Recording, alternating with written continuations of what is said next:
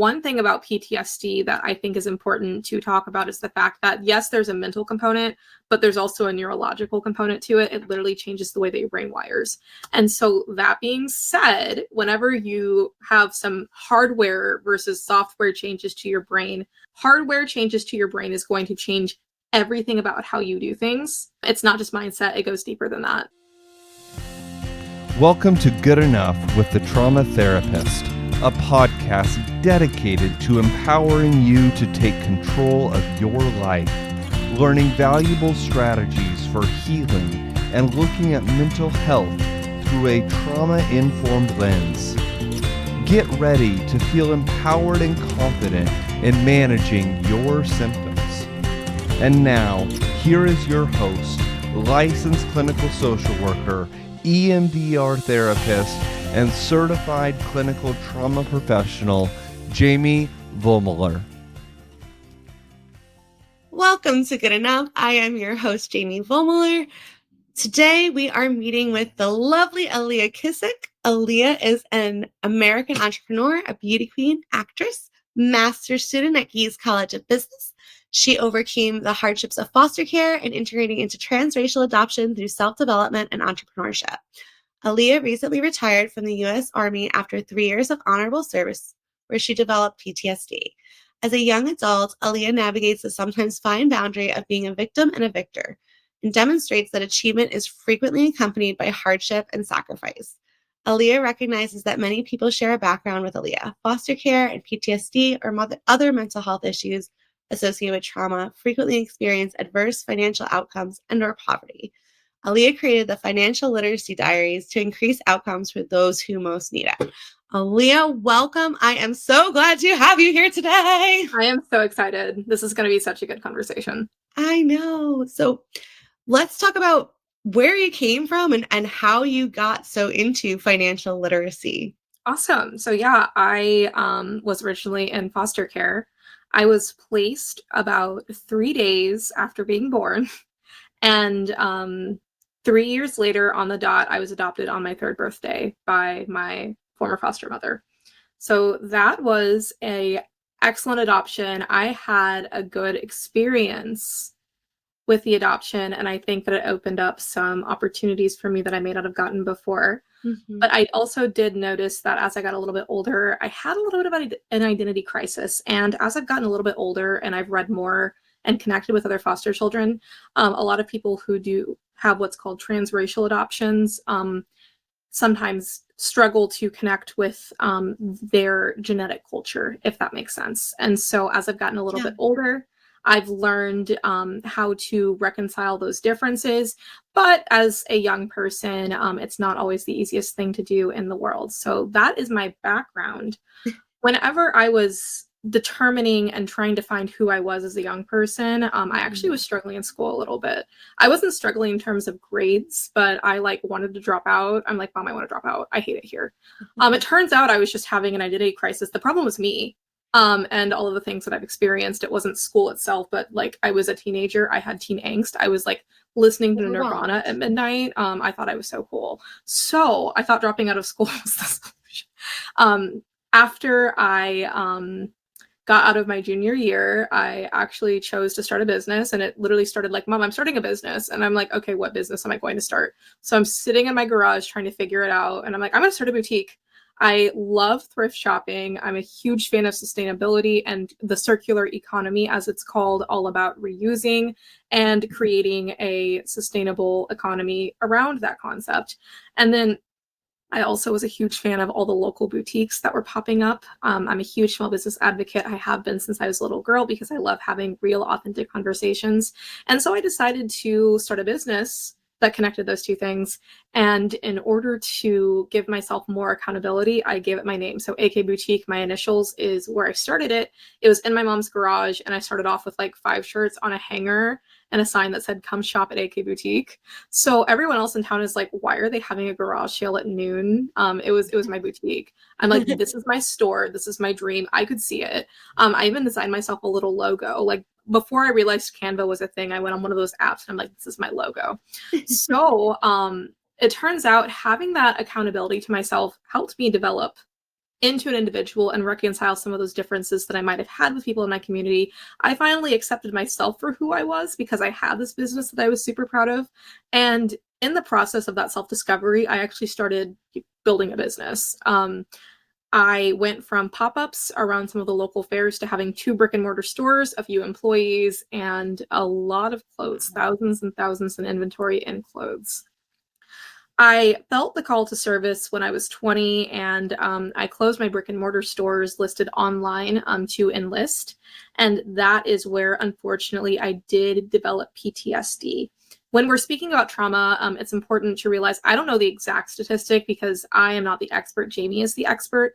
But I think it's around 30%, 1 in 3 develop PTSD. Is that correct? Yeah. So you could have adverse experiences without developing PTSD.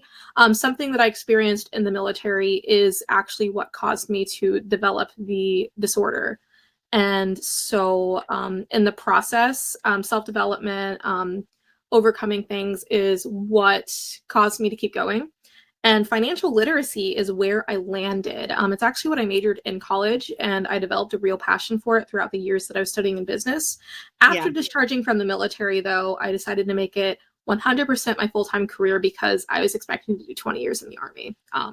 It was unfortunate to have to pivot my career, but now that I'm here, I'm very passionate and I feel like I am in the right place. I would agree. I mean, that's such an amazing story. Like 16, starting a boutique out of your garage with 5 hangers. And like, it makes sense that financial literacy would make sense to you because it's not something that we're taught generally as kids. And you actually had that experience because I'm sure your parents had to teach you how to, because it's a lot to run a business, I'll tell you. For sure. Yeah. One of the big things as I got to college that I had to overcome is that in my community, I faced a different set of issues than when I went to college.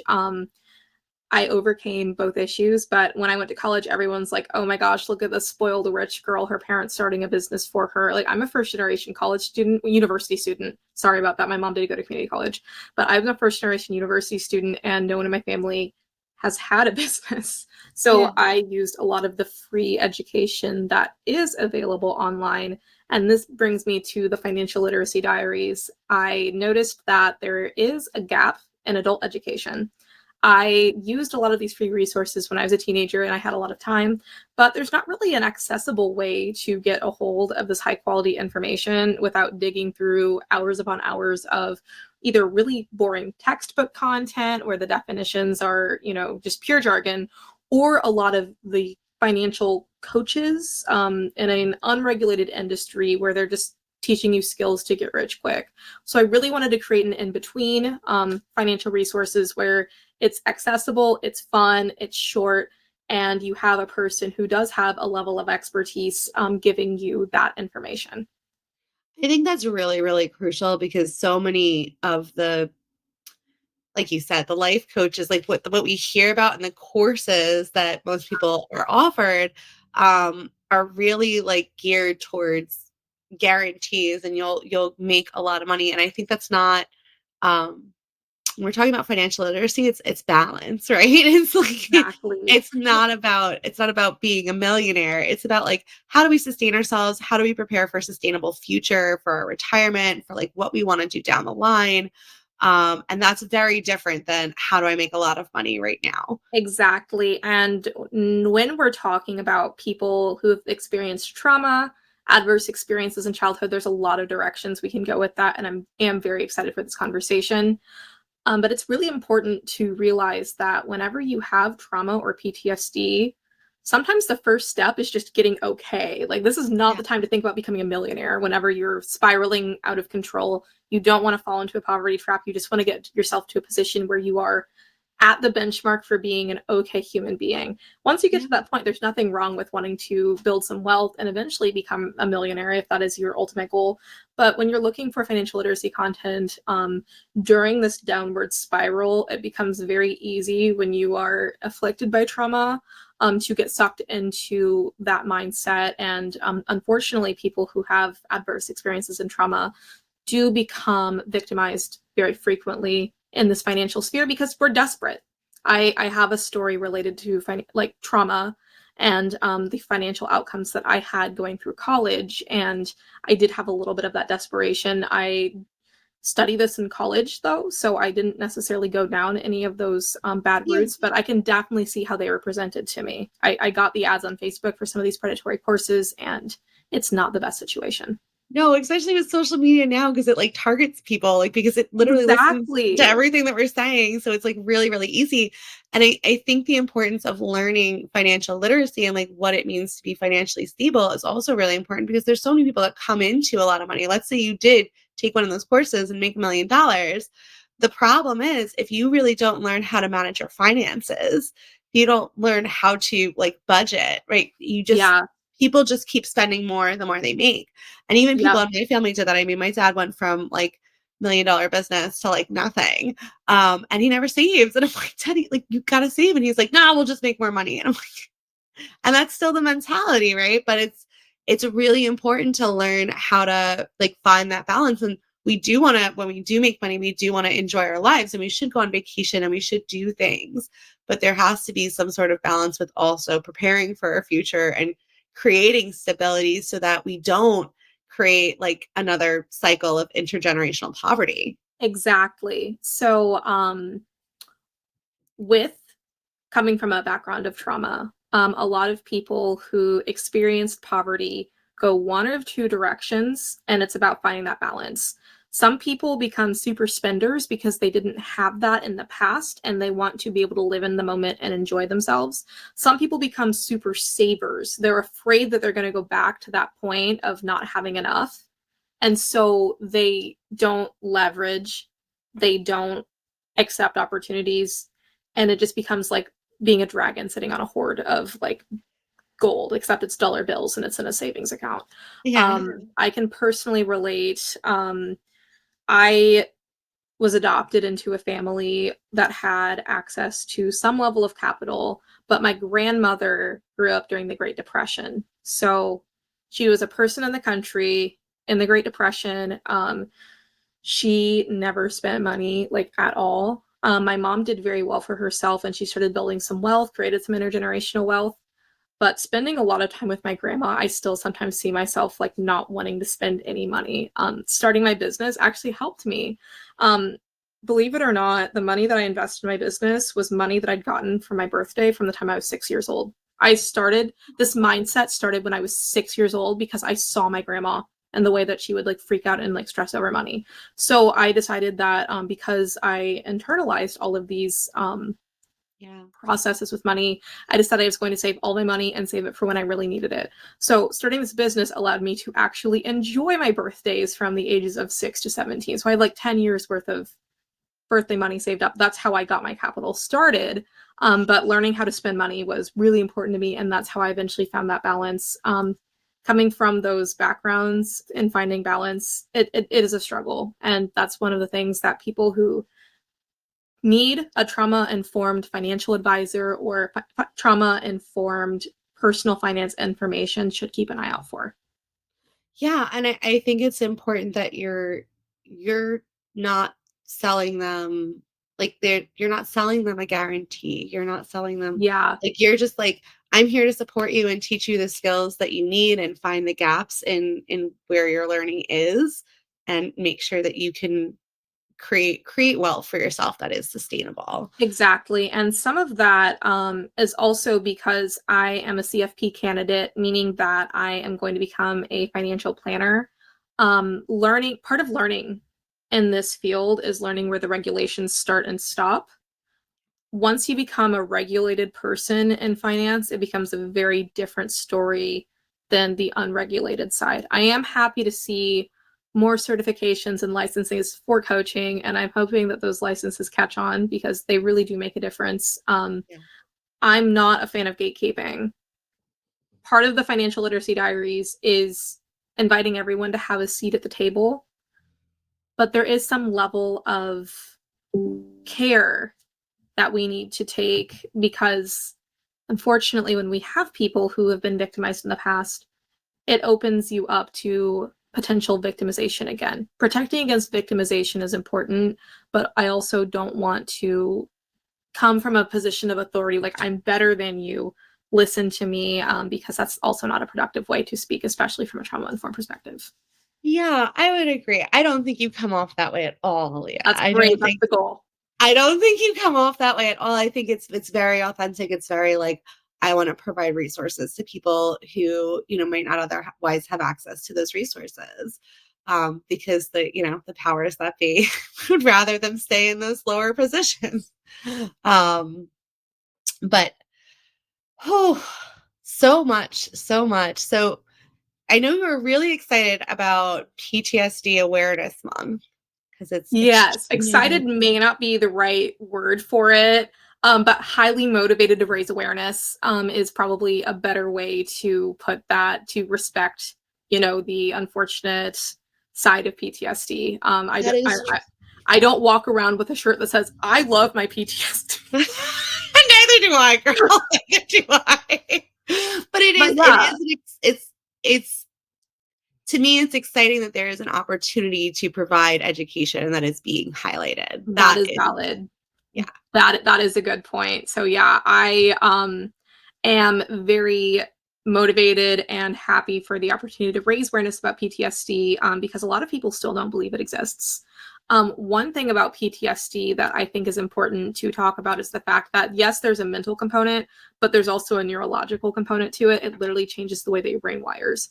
And so that being said, whenever you have some hardware versus software changes to your brain, that will have a lot more implications on how you manage your money. Hardware changes to your brain is going to change everything about how you do things. It's not just mindset, it goes deeper than that. So that's one thing that I think is really important, and I am happy that I have the opportunity to share. The fact that it's real, it exists, is very important. And also some of the financial implications of having PTSD. One of the things that I mentioned to Jamie before we got on this call and I started finding the websites and stuff for it, is that having a diagnosis may actually be in your best, what's the word I'm looking for? Oh my goodness, I lost it. It could be to your best interest. Yeah, exactly.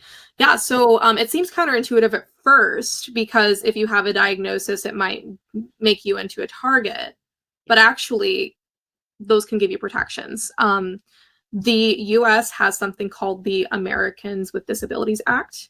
PTSD is considered a disability. So if you have a legal diagnosis and have a doctor that has written off, this person does have PTSD, you fall under that blanket of Americans with Disabilities. This means that you have the opportunity to negotiate for flexible hours. You can even get a service dog, and you're protected under the law. So that means also that your employer can't just randomly fire you because you have a PTSD flare-up and you don't come to work. It's important to educate and to protect those cash flows, because when we're dealing with a disorder that has unexpected start and stop times, we don't have the adverse symptoms every day, but we do have them sometimes. It's important to educate, let your employer, or in my situation, my educators, know that I have this, and that formal diagnosis does help, especially me, negotiate and have written proof that these accommodations are realistic. They are within that range of, there's the legal word that they use, and I'm going off the top of my head. I do not have a script in front of me. Reasonable accommodation. Reasonable, yeah, a reasonable accommodation. Because of course, without a doctor's note, it's a lot more difficult to fight for these things. So yeah, it's not always counterintuitive to get a diagnosis. And if you are in that phase where you realize that your trauma is impacting your day-to-day life and you're deciding whether or not to pursue a diagnosis, this is something that you should definitely consider. Another thing when it comes to cash flows and having trauma or PTSD is that sometimes we have to recognize that we may not be in the workforce 100% of the time. Yeah. Before I had a PTSD diagnosis, it just felt like everything got really hard for some reason. I lost a stream of cash flow when I was 22 because I had developed PTSD from the workplace incident and didn't know that I had it. And so rather than having a name that I could put on it, I had to leave a program that was offering me a stream of cash flow. And so as my symptoms got worse, having less money put me into an adverse situation. Well, I I'm sure that realized, also did not help your symptoms any, right? You know, because you got no, it creates a the negative stress feedback of the loop. PTSD, and then on top of that, you have this financial stress, which is further putting you into fight or flight mode. And Exactly. So it wasn't until after I got my diagnosis that I realized what was going on, that I realized I'm not just having a hard time, like there's something legitimately wrong with my brain. I was in a position, I have what's called a social safety net. Once my family realized that there was something deeper going on than just, you know, being a senior, like my whole family thought I had senioritis. It's like, no, I didn't tell you guys. I have PTSD.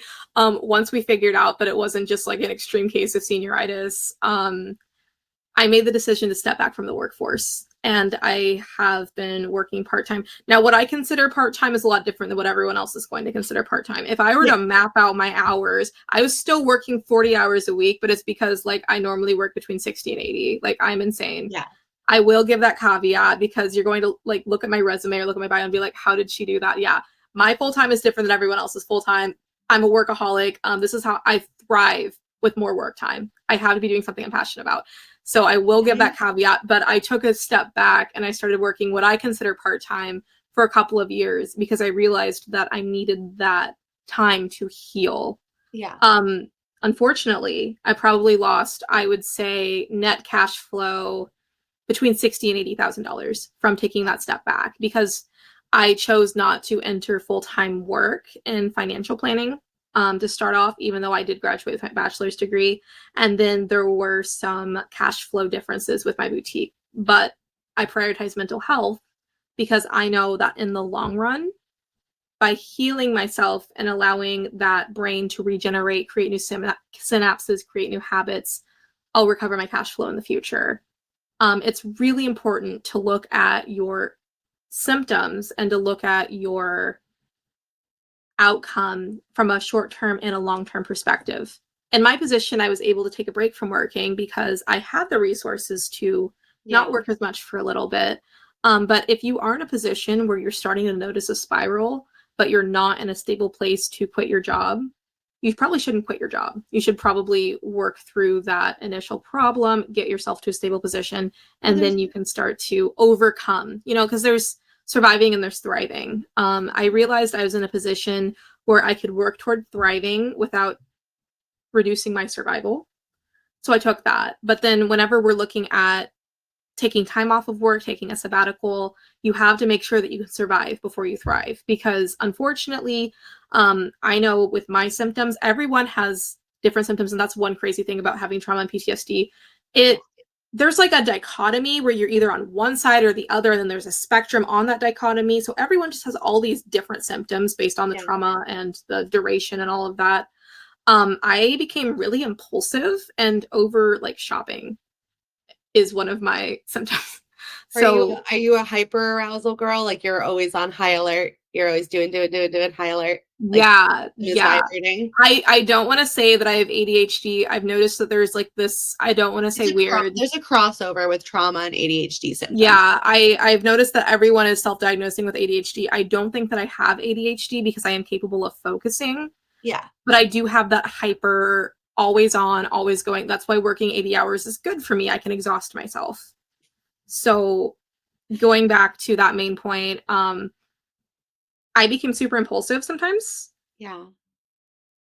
And so if there's someone else that has trauma and notices that they have that impulsivity, I don't want you to walk away from this conversation and think, it's time for me to quit my job, because that may not be the answer for you. There's nuance. And whenever I made the decision to take a step back and not enter full-time work in financial planning, I talked it over with my family, with my boyfriend, who's now my husband. And I had some deep reflection before I made that decision, rather than just impulsively saying, yep, I'm dropping out of college. I'm done. I don't need a bachelor's degree. There were so many days. It actually reminded me just like when I was in high school. When I was in high school, I'm like, I'm going to drop out of high school.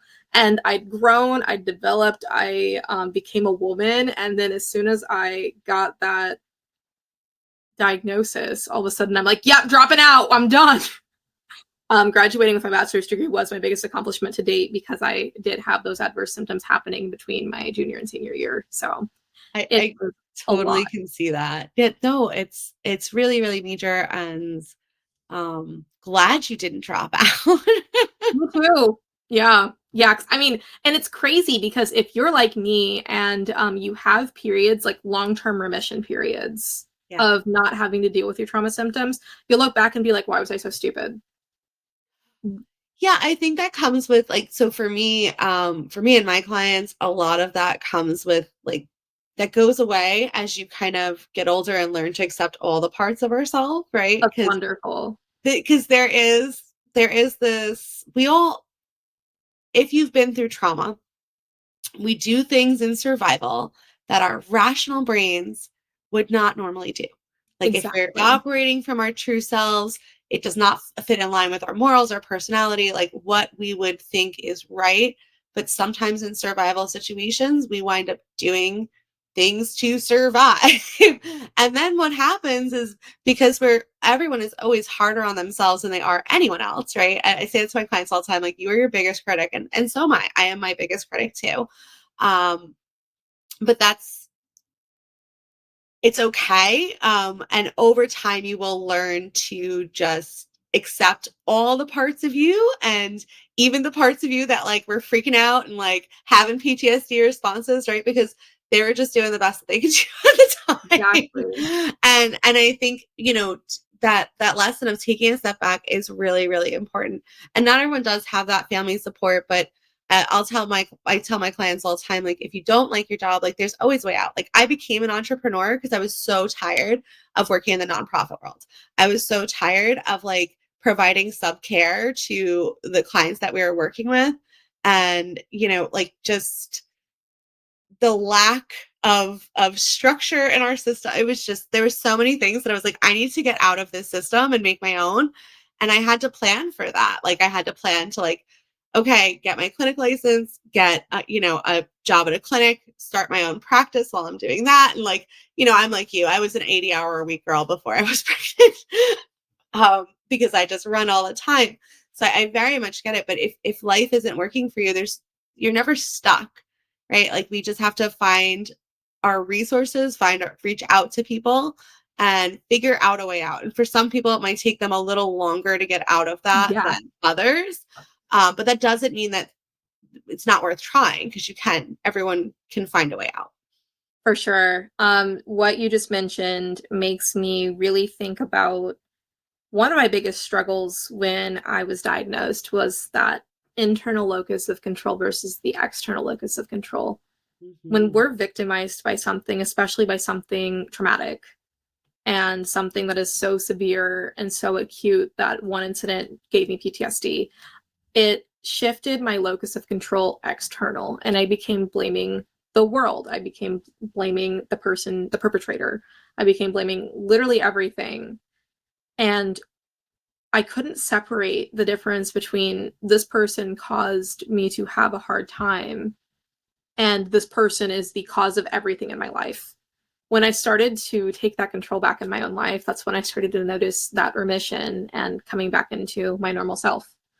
Another thing that I really love that you touched on and that resonated a lot with me is that accepting every part of yourself. Yeah. I'm writing a book right now, which is probably unsurprising given everything that I've been talking about. It's like one of those things on the bucket list. I'm like, yes, during this time that I'm not working full time, I will write a book before I'm working full time and have 3 kids and I'm doing all of these things. So I'm writing a book right now. The book is called Money Doesn't Have to Suck. And something I wrote in the introduction is learning how to accept you where you're at and accept all of those pieces, because I think that it's really important when talking about trauma, but even people who haven't experienced trauma might resonate a lot with this. It's important to understand that when we are in that survival mode, we make decisions that aren't always the best. Yeah. And that hatred of money, that inability to move forward when we're talking about that, can sometimes come from the hatred of those past decisions. the hatred of those past decisions can prevent us from making better future decisions because we think we're stuck in them. So I really resonated a lot with what you just said.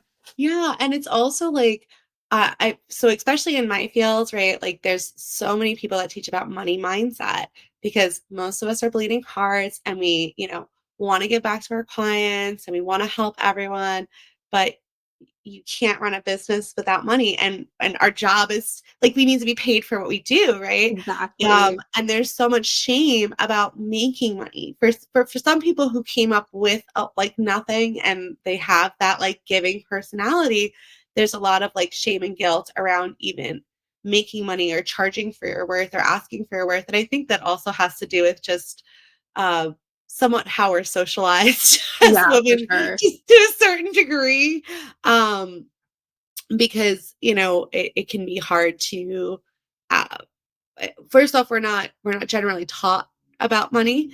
And second of all, we're just not. We're not taught about money. We're not taught about No. the finances. It's expected that, the men should handle that kind of stuff and or even how to advocate for ourselves financially.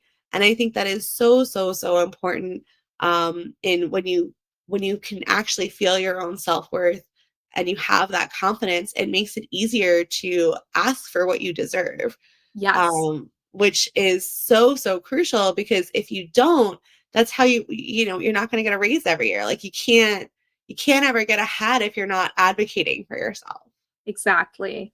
Yeah, and I think that ties really well into another topic that I really wanted to discuss when it comes to money and trauma is self-sabotage, right? That guilt that you experienced whenever you started to make a little bit more might have come from a position of not wanting to get to the next level. And so people with trauma, like that internal versus external locus of control, it can get to the point where change is hard and you don't want to take the next step because you know that in order to get to the end of the tunnel, you have to go through the tunnel, and going through the tunnel is hard.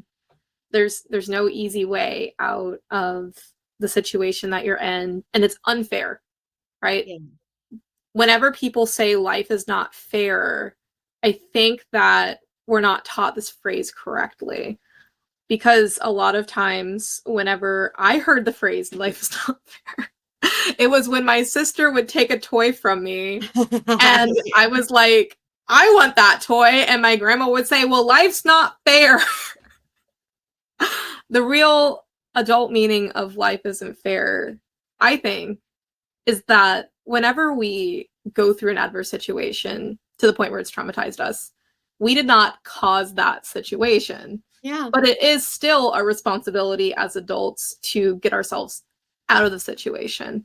Yeah. It is unfair. There are certain social organizations that are working to help victims. But fundamentally, when it comes down to it, if you are obsessed with fairness, the perpetrator is not going to come back and like dig you out of your hole. They dug you in a hole for a reason. Yeah. It's our responsibility, unfortunately, to dig ourselves out. And I think that life isn't fair explains that in a very succinct way, and it gives a more positive meaning to the thing that we heard when we were kids whenever bad things happened and it wasn't always I agree. And life is not fair. Like it's that, and it's also like just the playing field is not the same. yes. It's not the same. Like we're not all starting out on equal footing here. We're not. That It's is also part of my introduction for the book, and I wrote that in specifically because I've noticed a lot of people who are writing books in personal finance and doing very well come from positions of starting in a much different spot than their readers. yeah. It's not realistic, and I get very discouraged when I see those unrealistic expectations being set. That's a big reason why it's so important for me to share my entrepreneurial story because yeah, I really did start with $50. I recognize I had more time than the average person. I also Yeah. was living with my mom. So if the business would have failed, I mean, worst case scenario, I might have lost some money that I should have spent on college. Worst case scenario. Yeah. But starting a business with $50 when you have 3 kids and are paying your own apartment and you have credit card debt, losing money in that situation has a much higher opportunity cost. Yeah. I'm very transparent about the situation where I started and about how my story is not going to look the same for someone who is much older when they're starting their financial journey. It's never too late to start your financial journey, and I am the first person to say start now, but you're not going to have the same outcomes that I did because I started so young and I started when I had a little bit less to lose. I did have some other setbacks, right? Like I was a foster child, I was dealing with that identity crisis.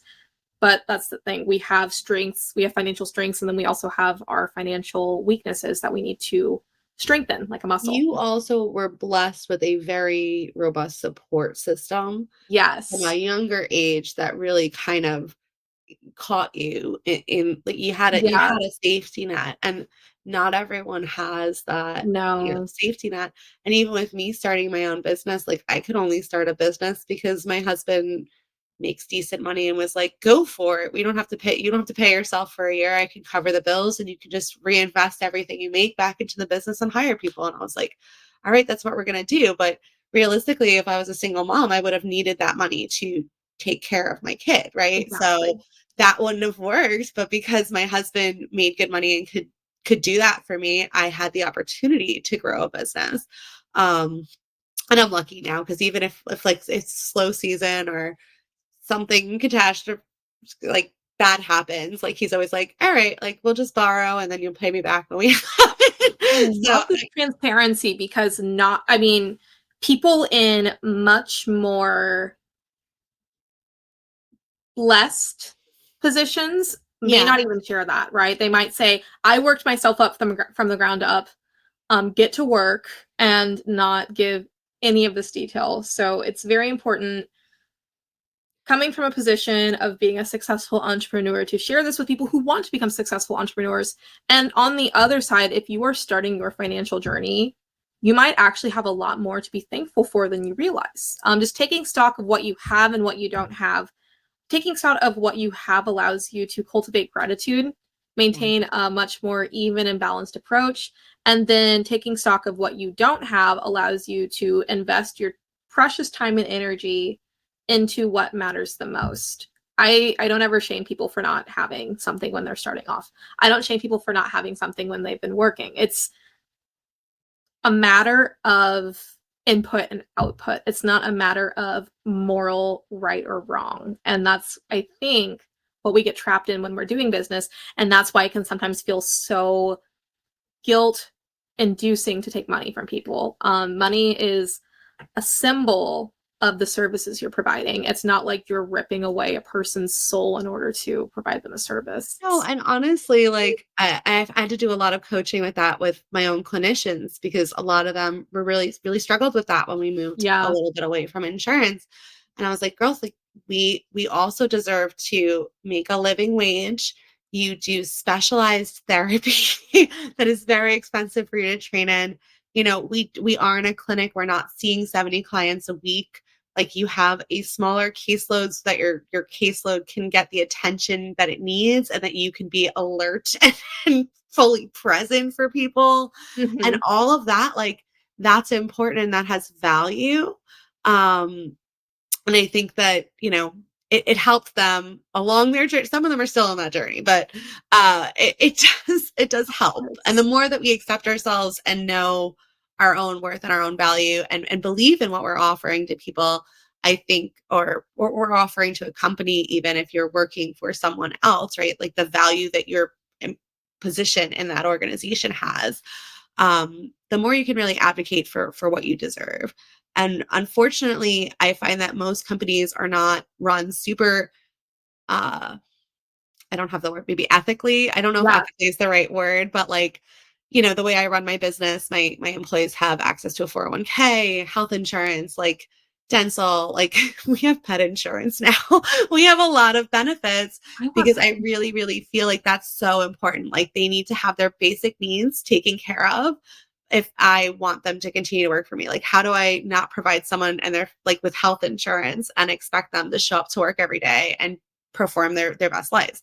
And we're not a super crazy profitable business, but that was like part of my culture and my branding is like, one day we'll get there and we'll be super profitable, but I want to build this right. And I want to build the culture right and have people that feel like they are taken care of and understood and valued, Yeah. because that's so important to, you know, the longevity of whatever organization you are in. But unfortunately, most cultures that are larger corporations, there are so many people that they don't care, and you can't just get shoved out the door. From a business history perspective, which this is like a really like in the weeds thing that I started to learn about doing my case briefs in grad school, what you're talking about isn't even necessarily a lack of caring about people. It's the shift in focus, right?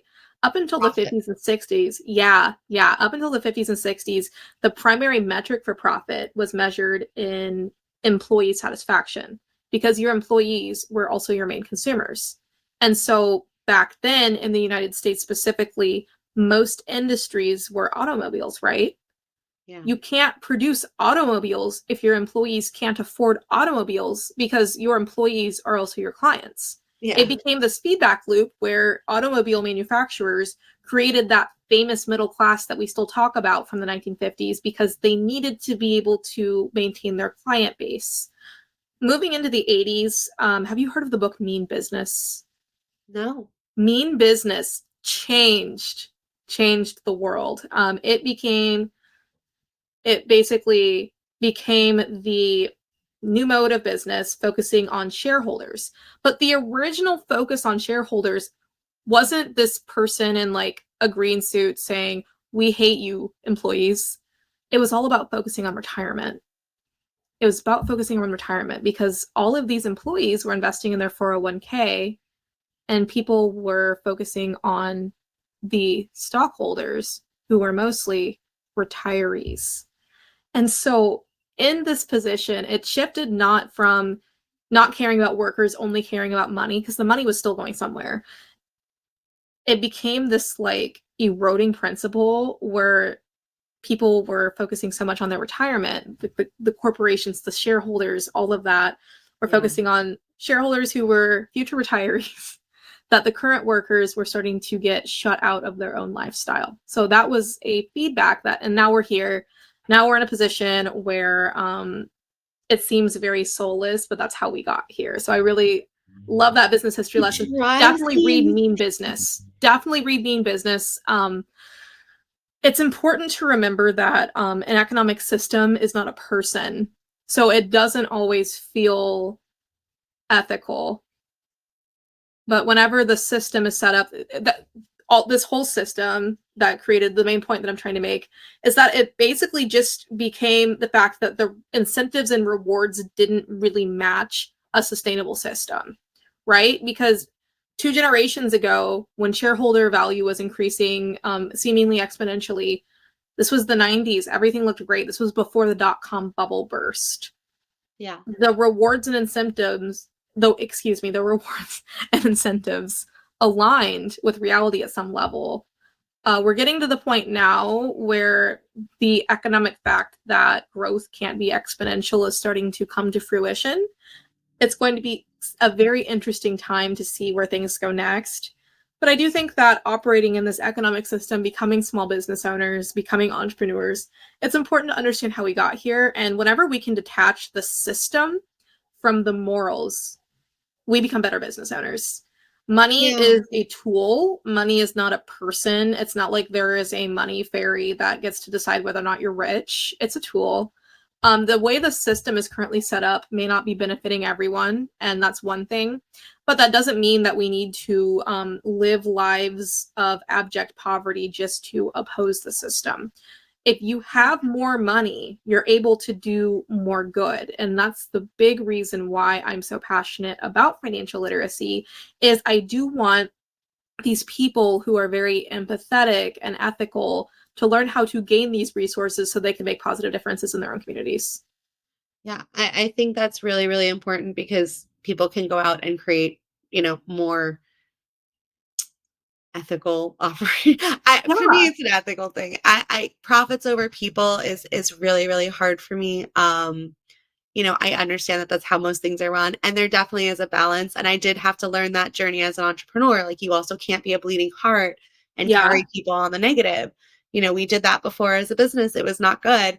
I'm very fortunate too to have, two really solid girls on my team that are in leadership that actually we have good enough culture that they could step forward and say, like, hey, this isn't sustainable. that's you great. gotta you gotta stop being a bleeding heart, because it's not sustainable. But I think that there has to be more balance. Like, For sure. for me as a human, like, I couldn't take home $500,000 a year and, pay my girls like peanuts. I couldn't do that, because that would just feel very exploitative to me. And based on my history, that would not jive well with my being. So Yeah, if all of us just raise up and create our own things, because I think, as trauma kids, we also tend to have a lot of drive. We tend to be like more like on it, and we'll survive and we'll figure it out. We're good at problem solving because we had to be, right? Like, you had to exactly. get those skills.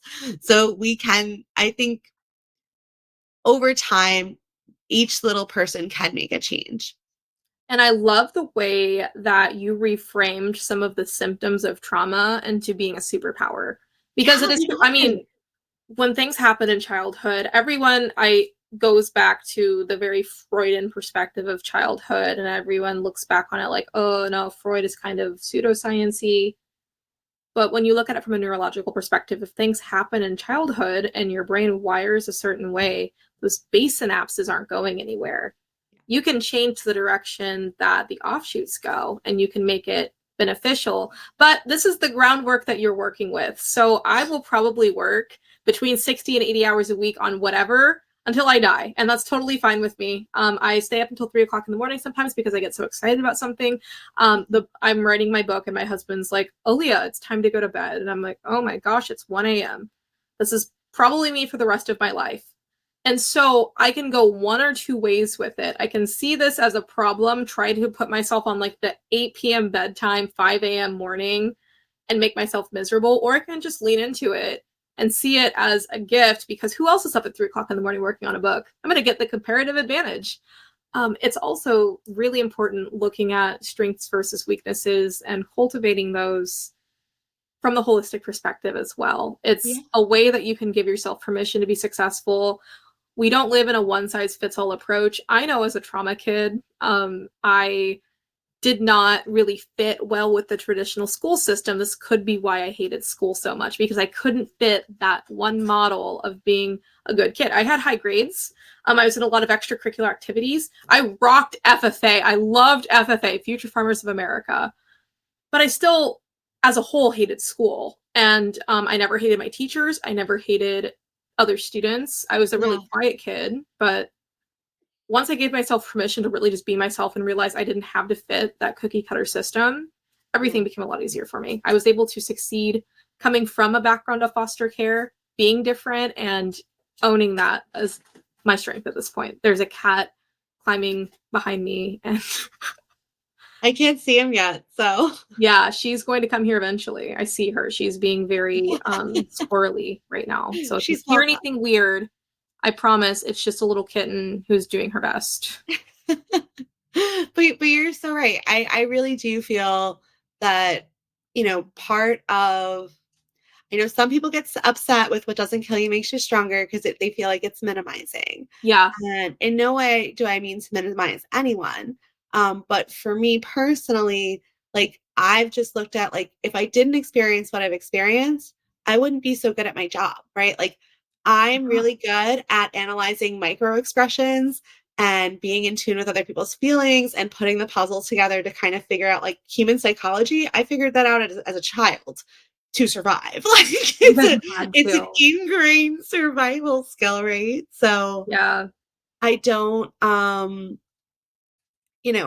I think that when we look at our past, even though it's painful, sometimes we can really find the beauty in that pain, and like Yeah. how resilient we are, and like how we were able to overcome all that stuff. Because a lot of people would not be able to overcome it in that way and might have gone down very different paths. And looking at how resilient I was as a child, even if I did screw up from time to time, but Yes. most kids screw up from time to time, is really, really helpful in just learning to like love myself authentically and feel good enough as I am and not try to hide the parts of me that other people maybe wouldn't be as open to. And it's been an interesting journey because I feel like the more authentic I am, the more people are like, "Oh, I really like you." And my whole life I was like overthinking every little word that came out of my mouth. The day But I met my husband, I I can go into the weeds. I'm not going to go into the weeds today. But basically, I decided that I was done pretending to be someone else. And then I met him immediately. I knew he was the one. I had spent so long masking, pretending to be someone else, trying to fit that perfect society. Even overcoming this in my personal life, I just could not believe that someone would love me for who I am because I've been through a lot. I thought that I had to completely pretend that my life was perfect, but I walked up to him and I was really weird. I was super weird. And I told him about my family situation within like 3 days because I thought to myself, if I'm going to marry someone, like I'm not going to hide these things. Mhm. Married. We got married in 11 months. We got married a couple months. It's crazy. Like, it is so crazy how being yourself can allow you to bring the right things. I don't like using the word manifest because that's one of those buzzwords that becomes not very good in financial conversations. I would never get a financial planning client in front of me and tell them to manifest. But I do think that in some more esoteric situations, it's a totally appropriate thing to say. The problem with the word manifest is it for a lot of people using that, it takes away their accountability in that situation. And Thank that you for giving me the words I needed for that because I can't figure out why I didn't like it. yeah, it's lack of accountability, right? Like I have those people in my life too that was like, "Oh, you just need to like manifest it and like walk away." I've literally had people say to me like, "Oh, well, I don't understand why you work so hard. Just like manifest it." And I'm like, "Girl, I am manifesting it. I am doing it. Is in the process of being done. Like you can't just Manifesting as an action is excellent. Manifesting as a mindset shift is excellent. Manifesting as an excuse to be passive and not make change is not excellent. I get what you're. yeah, you got to have your own personal accountability in how you're going to get to what you're manifesting. You can't Yes, just expect I the love that. universe to provide for you, right? The universe is abundant, but we have to strategize our way around that, right? Like I think there are plenty of great humans that I know like I didn't have a lot of resources in starting a business. I mean, my husband did let me not make any money, which was a resource, but I didn't have like people that I could go to or money to pay Yeah. these people. And I just found that like reaching out to people in my community, like that was me manifesting. Like I'm gonna learn from people who are smarter than me. And this is my strategy to get to where I need to go. And that worked. But just being like, oh, I'm gonna operate a business and it's gonna be great, like and with no plan is not a thing. It's just not a thing. So Aaliyah, my last question for you is going to be what does being or feeling good enough, like, what does that mean to you? I think that feeling or being good enough is being comfortable in my own skin. Just to wrap a nice, pretty bow about everything we've talked about in the last hour, it's the ability for me to be myself without having to apologize for the base of who I am, right? I'm not trying to excuse all of my actions. That's the point of good enough versus perfect. I'm not perfect, and I know that I make mistakes. But being in that position where I feel comfortable enough that I don't have to walk around with guilt and shame because I've gone through the work and I've de- developed a relationship with myself to the point where I can truly love myself.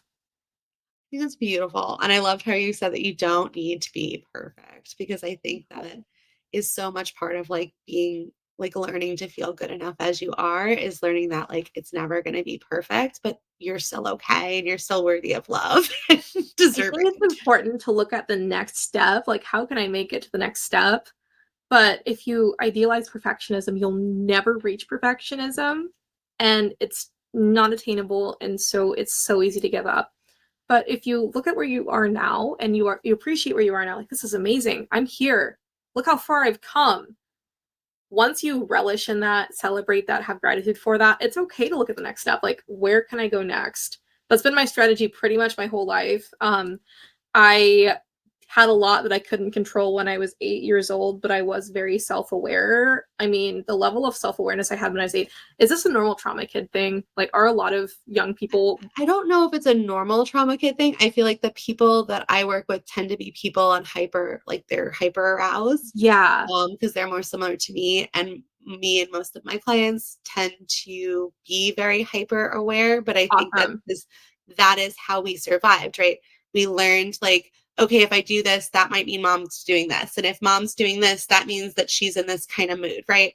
So we kind of Yeah. learned how to survive by being super hyper aware like that. But yeah, I was like a fully functional thinking person at 7 or 8 years old and writing in my journal about all of my life aspirations. But then I looked at these and I knew I wasn't going to be like a superstar tomorrow. But, and this is actually the final thing before we run out of time. I really want to drive this home. If you have trauma, if you have any sort of PTSD, I just thought about this. Thank you so much for giving me that prompt. It's okay to take some paths that aren't the most profitable, right? We are not monsters or machines. Monsters. We're not machines. Please don't laugh at me. I don't know where that came from. We're not. I'm just smiling. I get what you mean by monsters, though. Like, we're not like, you can't just keep going all the time. Yeah, no, we're not money-making monsters. Okay, you're We're not a not money-making money-making monster. I machines. got you. That was such a good Freudian slip. I love that. But we are not machines. When I took a lot of my economics classes, I majored in consumer economics. And a lot of the cost curves and the income structures were based on maximizing profit and all about like efficiency. I was like, why is there not like this could be a three-dimensional model that does include lifestyle satisfaction? We're not to that point yet. I am hoping in the future. I'm not smart enough to do research in this field, but I am hoping that there's some people who think like I do, but have a little bit more of a quantitative brain. I math is So, not. okay, I'm just qualifier here. You are plenty smart. That is not an area of your life that lights you up. That is not an area that you want to hyper focus on or that your brain is particularly attracted to. You like the visionary aspect. You That don't could be. like the dialing down aspect. And That that's could be fair, but I do also know that the few C's I got in my life were in calculus, so I think there might be an ability gap there. I'm not sure, but I'm just gonna give a full disclosure. you cannot say that you're not smart with all you have accomplished in your life, love. You just don't have particular smarts in that area. My husband is a PA. He sucks Yeah, at math. He's always sucked at math, but he's a damn good PA. Like, that's he great. finds like things in his patients that like other people can't find all the time. And like these like weird rare diagnoses because he's smart. He just sucks at math. So Valid. Yeah, I'm not. And I can't even say that I suck at math because I did pass calculus. Like that takes a level of skill. It yeah. just I'm not very good. My husband. So another thing too is my husband. His undergrad was math. And so he self-deprecates all the time. And this man to me, like in my mind, he's like big brain genius. So if he's self-deprecating, like I'm nowhere near that. But the thing is, I think that life satisfaction is important. If you experience trauma, you might be having some sort of like identity crisis. It's okay to go back and do something that you wanted to do when you were a kid. That's how I reconnect with myself. And so that's the big reason why I'm acting. I am very aware of the financial implications of acting. I'm not even going to get into that. That's a whole other episode. But I chose to start acting again because I was really passionate about it. It lit me up and it gave me that energy and tapped me back into my life fire. So if you are making decisions and you're budgeting and you're planning, even if you are in a position where you're struggling, I started acting again when I was struggling a lot. That could be the investment that you need in yourself to get out of that situation because we might have finite time, but as people, we do have the ability to create energy from nothing. We have the ability to create motivation. And so if you find something that you really enjoy away from work and you're like burning yourself out, not working, doing something fun that actually requires your time and energy and your brain power might be something to get you out of that situation. Seems counterintuitive, but it's worth it. Aaliyah, if our listeners want to follow you, where can they find you? Um, oh goodness. Okay. So, I am on social media. I'm sorry I don't shut up, but I am on social media, at Aaliyah Kissick on Instagram and Twitter, Financial Literacy Diaries at FinLit Diaries. And then I have a bunch of like websites. If you Google my name, you'll find something. I'm pretty sure, because I'm a little bit of everywhere, and I'm genuinely sorry about that. Like I can't keep still. Do not apologize to yourself. So, guys, this is an amazing 23-year-old woman who Oh is yeah, I'm Miss 23. Illinois, has run multiple businesses, is super accomplished, and still struggles with the not good enough sometimes, just Oh like the yeah, rest. And that's okay.